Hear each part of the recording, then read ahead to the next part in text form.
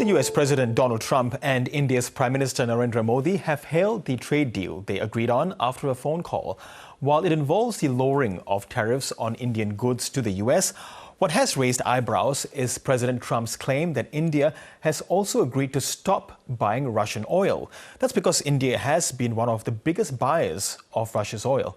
For more on this, let's go live now to our South Asia correspondent Meghna Bali in New Delhi. Meghna, good to have you with us this evening. Firstly, can you run through the main points of what's been agreed on by the leaders of India and the US, and who stands to gain most? Yeah, hi Girish. Look, what we heard last night was after a phone call between both leaders, President Donald Trump took to social media to announce that India would stop buying Russian oil and that the US would move to reduce tariffs on the country from 25% to 18%.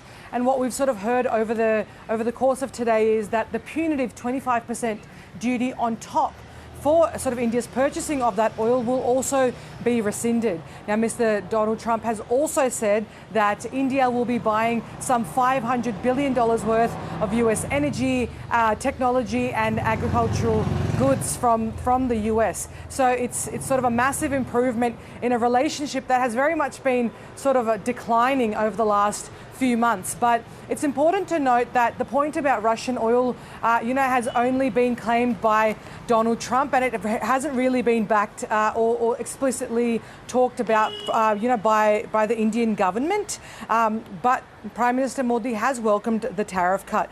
Stopping Russian oil would be a pretty big deal for India. It makes up for about a third of India's imports.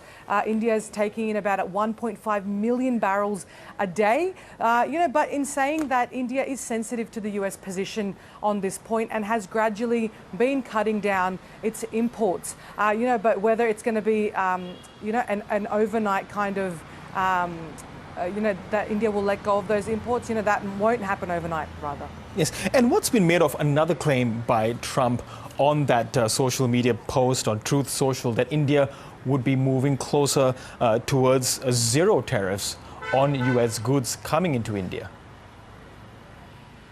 Look, that I think is another headline that is larger than the details that are available right now.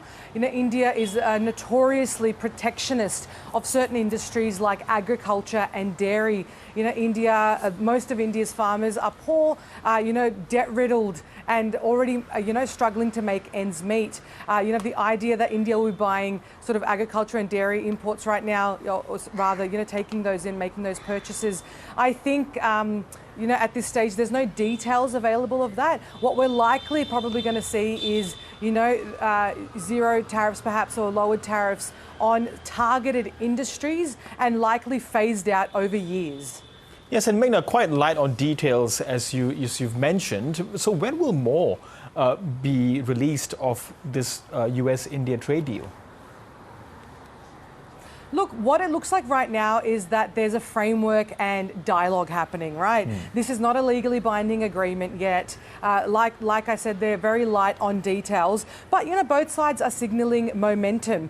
But, timelines, sector-specific commitments, enforcements, all those things still need to be negotiated. And, just to give viewers an idea, in 2024, the number of exports from the US into India sat at about 41 billion.